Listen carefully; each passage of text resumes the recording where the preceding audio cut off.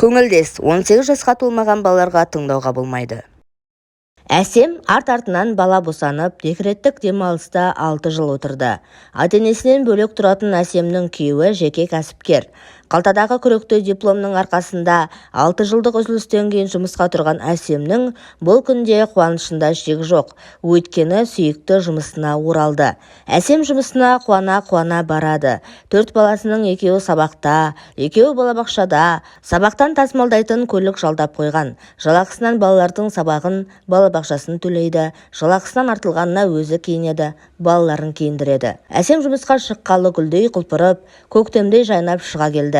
Тіпті 4 бала босанған әйелге ұқсамайды. Әсемнің күйеуі Жұлдызбек келіншегінің бойындағы өзгерісті бірден байқады.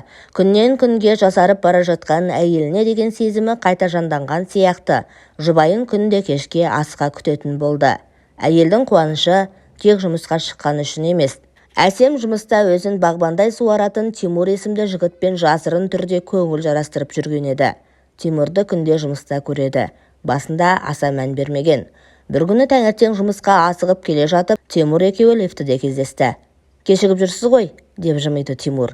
«Иә, сәл ұйықтап қалыппын», деді Әсем. Күні бойы Әсемнің ойынан Тимурдың жылы күлкісі, үстінен аңқыған әтірі, сымбатты бейнесі кетпей қойды. Келесі күні Әсем мен Тимур дәлізде кездесті. Өзге бөлімде істейтін әріптесін көрген әйелдің беті ду етіп қызарып кетті. Бұл жолы Тимур үндемеді.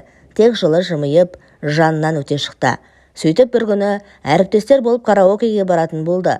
Бір кабинетте отырмаса да, бөлек-бөлек кабинетте отыратын әріптестер бәрі жиналды. Тимур да келіпті.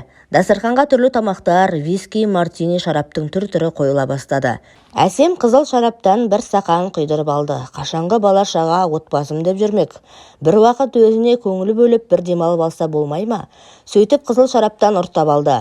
Сөйтіп қызара бөртіп отырғанда жанына Тимур қалай келіп қонжия кеткенін аңғармай қалыпты.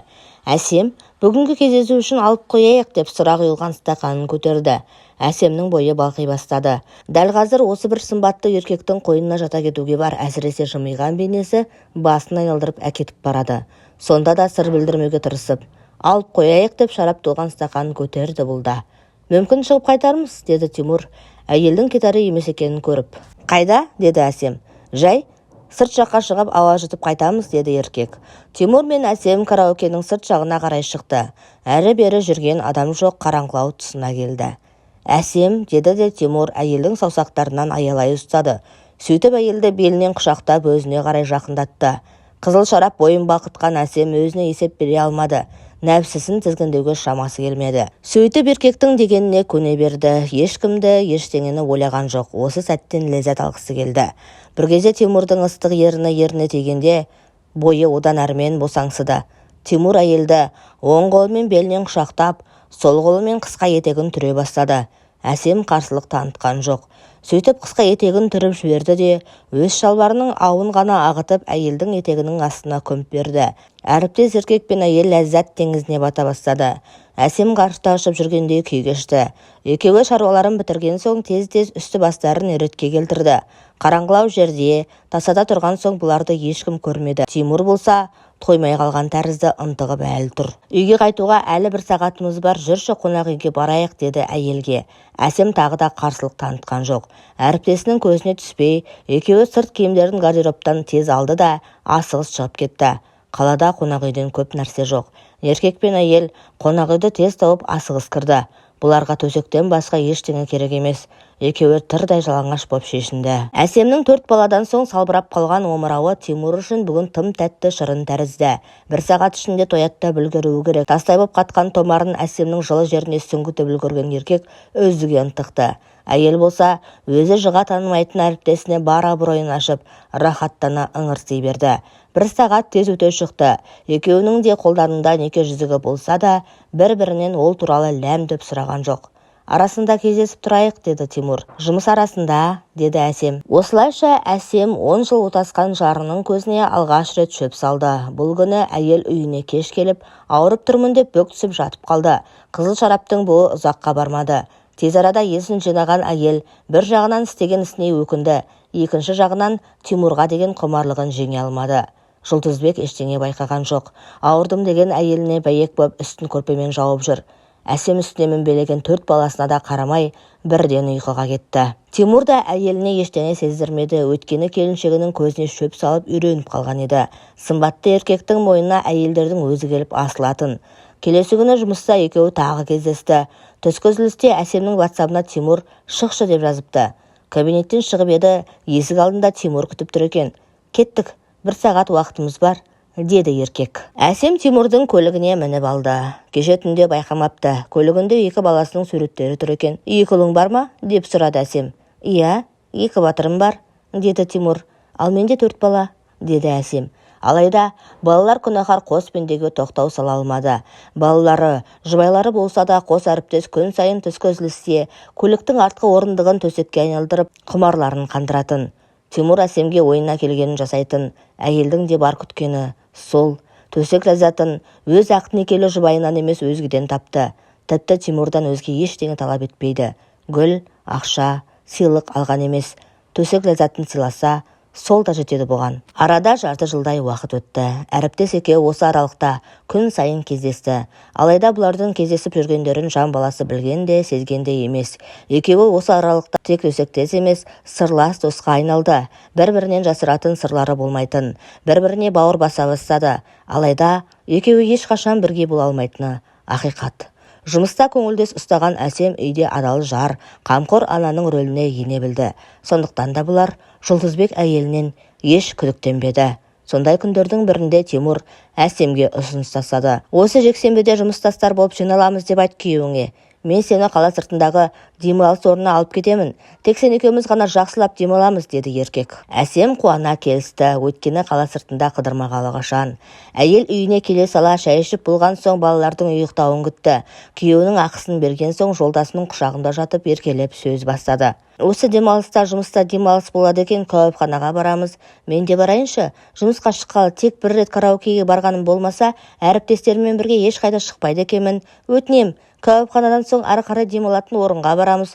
Таңға жуық үйде боламын. Кілең қыздар, қорықпа. Бүкіл шығынның бәрін бастық өзі төлеп қойыпты, деді Әсем. Жұлдызбек болса әйелін сипалап жатып. Демалыста шаруам бар еді. Балаларды кімге тастаймыз? Анашымды алдыртайын. 1 күн қарап берсін. Бірақ сен сенбі барасың ғой, ал менің жұмысым жексенбіде. Сонда да анашымды алдырайын, деді. Әсем қуанып кетті. Нақсүйерімен алда болатын демалысты елестетіп жатып, тәтті ұйқыға берілді. Тимур да өз әйелі Айнаға демалыста үйде болмайтынын ескертті. Айна үндеген жоқ. Сөйтіп көптен күткен күн де келіп жетті. Демалыста таң бозарып атқанда Әсем үйден атып шықты. Тасалау жерде тұрған Тимурдың көлігін көзі шалып тез басып көңілдесіне жүгірді. Сылқ-сылқ күлген Әсем нақсүйеріне көзін қысты. Тоқташы дегені, қала сыртына жүйткіп шығып бара жатқан көлік кілт тоқтады. Сені қатты қалап тұрмын, деді Әсем. Ендеше кел, сазайыңды берейін, деді Тимур. Әсем іш киімін лақтырып шешіп, рөлде отырған Тимурдың үстіне мысықша атылды. Құмарын бір қандырып алып, не деген бақытты әйелмін деп бақыттан бас айналды. Тимур мен Әсем демалыс орнына келді. Айнала сұлу табиғат, көрсе көз тоймайды. Тимур демалыс ақшасын өзі төлеп тастапты. Әсемнің бар жұмысы еркектің шөлін қандырып демалыстан рахат алу еді. Түн батты. Демалыс орнында тек екеуі ғана.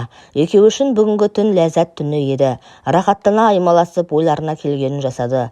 Қиялдарындағы төсек ләззатын шындыққа айналдырды. Түні бойы аймаласып бір-біріне толық берілді. Таңертең демалыс орнының қызметкері бөлмені ертерек босатуды сұрады. Өйткені бұлардан кейін де келетін клиенттері бар екен.